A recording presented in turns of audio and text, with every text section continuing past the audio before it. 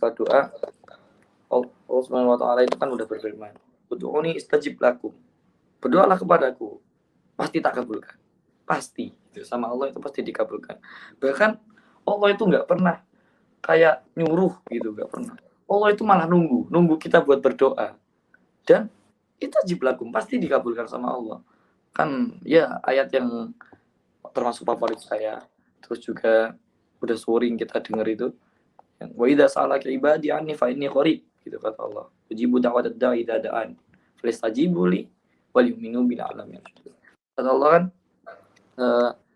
katakanlah Muhammad jika kalau mereka bertanya kepadamu tentang aku, sungguhnya aku dekat. Fa inni qarib.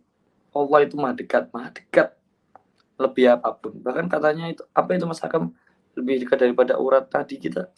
Gimana itu kata-katanya? Ada yang bilang lebih dekat dari urat nadi, ada yang bilang lebih dekat dari kerongkongan kita ini.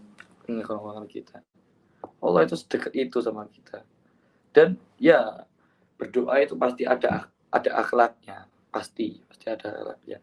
Loh, jangankan minta ke Tuhan, sama makhluk loh. Kayak seorang, ya mohon maaf ya, pengemis minta ke sesama makhluk, ke orang aja loh pakai adab. Masa kita minta ke Allah nggak pakai adab gitu. Dan daripada akhlaknya adab itu salah satunya ya menghadap kiblat, terus dalam keadaan yang suci juga gitu. Dan yang paling penting ketika kita berdoa, yang paling penting itu yakin. Karena Allah juga berfirman di hadis qudsi itu, ana inda dzunni 'abdi bi. Saya itu tergantung prasangka hamba saya kepada saya. Kalau prasangkamu udah husnudzon dari awal, bakal jadi baik, bakal lancar semuanya, bakal sukses semuanya. Pokoknya yang bahagia, yang baik semuanya, ya itu yang bakal kamu dapatkan nanti. Allah itu tergantung prasangka kamu. Kamu husnudzan apa enggak sama Allah, itu tergantung nanti hasil doamu kayak gimana. Karena doa ini ya senjata terampuhnya muslimin wal muslimat gitu loh, bisa dibilang. Karena dengan doa, hal-hal yang mungkin bagi kita itu nggak mungkin, tapi bagi Allah bisa mungkin. Bahkan bisa terjadi gara-gara doa. Bahkan hati sekeras apapun itu kalau kita udah doain terus, bisa-bisa hati itu jadi lembut, bisa jadi hati yang keras itu bisa mencair juga gitu. Ya kan yang sudah didawakan ya Hashimino, yang sering didawakan sama Nun Hafid, seperti yang sering didawakan sama Mas Hakam juga itu, gak ada yang nggak mungkin di dunia ini. Yang nggak mungkin itu Allah jadi dua, itu tois yang nggak mungkin di dunia ini. Yang nggak mungkin. Yang nggak mungkin juga ada satu lagi Mas. Apa itu? Tak mungkin aku juga mencintai orang lain selain kamu. Ampun ya sekali itu, ampun saya. Seru nih kalau bahas cinta ini teman-teman. Tapi hati-hati. Orang yang mencintaimu pasti akan memuliakanmu. Pasti.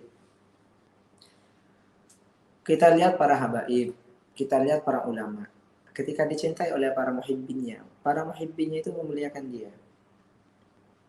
Memuliakan dia ketika ada acara diiringi, dikawal, ketika butuh apa dibelikan, dikasih, butuh minum, makan, peristirahatan, semuanya lengkap. Itu adalah orang yang benar-benar mencintai. Tapi jika ada orang yang mencintai, ngakunya cinta tapi nggak bisa memuliakan kita, itu bukan cinta namanya. Ada nafas, itu adalah nafsu. Hah? Itu adalah bisikan setan. Ya, hati-hati teman-teman. Makanya orang yang benar-benar mencintaimu akan benar-benar memuliakanmu. Bahkan melakukan hal-hal yang tidak senonoh pun dia nggak berani. Apalagi sudah ada niatan baik. Aku pengen jadiin kamu istri. Aku pengen jadiin kamu suami. Nggak mungkin ya sudah. Nggak mungkin aneh-aneh. Kalau memang dia itu benar-benar cinta. Kalau masih minta hak sebelum hak itu datang, sebelum waktunya itu, ya. Sebelum halal maksudnya, berarti udah jelas sama nafsu tak itu. Itu hati. Semoga kita dijauhkan dari zina ya. Amin. Dan juga teman-teman semuanya akan ada masanya.